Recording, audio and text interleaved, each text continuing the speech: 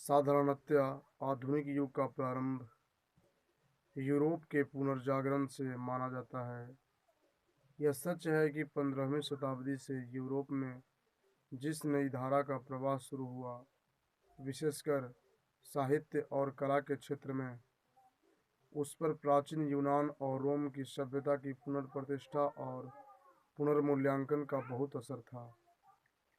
फिर भी बहुत सारी बातें बिल्कुल नई थी जिनका प्राचीन यूरोप से कोई प्रत्यक्ष संबंध नहीं था। पुनर्जागरण काल में पीछे मुड़कर देखने से अतीत से प्रेरणा लेने की प्रवृत्ति होती है। इसलिए प्रायः पुनर्जागरण से प्रतिक्रियावादी शक्तियों को बल मिलता है, जैसा कि 19वीं शताब्दी के भारतवर्ष में हुआ। कुछ इतिहासकार जैसे पिजवर्ड स्मिथ तो यूरोप के पुनर्जागरण को भी प्रतिगामी मानते हैं। लेकिन यूरोप में जो कुछ हुआ वह प्रगति की और उतना उन्मुख था कि उसे पूरी तरह प्राचीन यूनान और रोम से जोड़ देने से न्याय नहीं होगा। वह तो पुरातन की प्रेरणा पर आधारित नवीन के निर्माण का प्रारंभ था। पुनर्जागरण का अर्थ, यदि हम व्यक्ति के संदर्भ से बात शुरू करें तो समाज के पुनर्जागरण को समझने में आसानी होगी। एक व्यक्ति प्रतिदिन सुबह जब जागता है तो उसके सामने एक कार्यक्रम होता है। उस नए दिन की दिनचर्या होती है और वह आने वाले क्षणों के लिए अपने को तैयार करता है। उसकी इस तैयारी पर उसके बीते हुए दिनों का, जबकि वह कार्यरत था, और बीती हुई रातों का, जबकि वह नींद का शिकार था, असर पड़ता है। इस प्रकार हर दिन जब वह फिर से जागता है तो अतीत और भविष्य के बीच की यात्रा तय करता है। समाज के संदर्भ में बात थोड़ी जटिल हो जाती है। कोई समाज किसी काल विशेष में जागृत होता है, जीवन के विभिन्न क्षेत्रों में उसकी उल्लेखनीय उपलब्धियां होती हैं, और फिर किन्हीं कारणों से वह समाज अंधकारग्रस्त हो जाता है।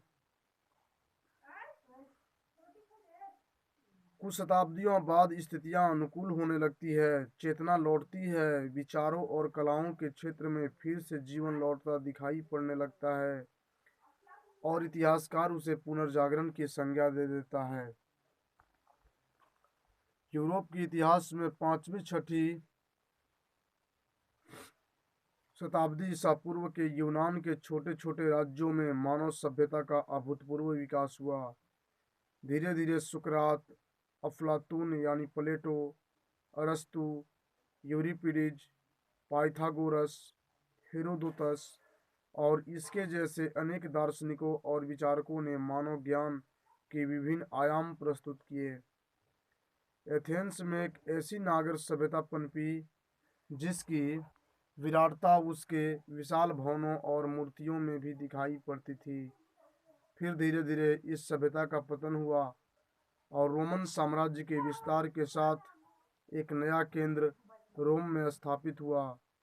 इस साम्राज्य के कानूनों, व्यवस्थाओं और भवनों में भी यूरोप के आदमी ने उन्नति की कई मंजिलें तय की। ईसा की दूसरी तीसरी शताब्दी आते आते इस सभ्यता का भी पतन शुरू हो गया, और बर्बर जातियों के आक्रमण के बाद दबाव में यहाँ की उपलब्धियां छिन्न भिन्न हो गई। यूरोप पर अंधकार छाने लगा। ऐसा नहीं था कि वहाँ का समाज निष्क्रिय हो गया हो।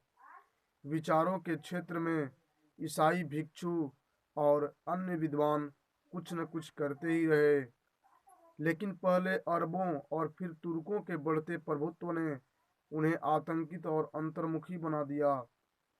13वीं शताब्दी के बाद जैसे भोर की हवा चली, यूरोप ने अंगड़ाई ली।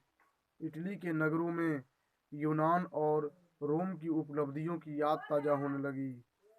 बढ़ते व्यापार ने नगरों का विस्तार किया था।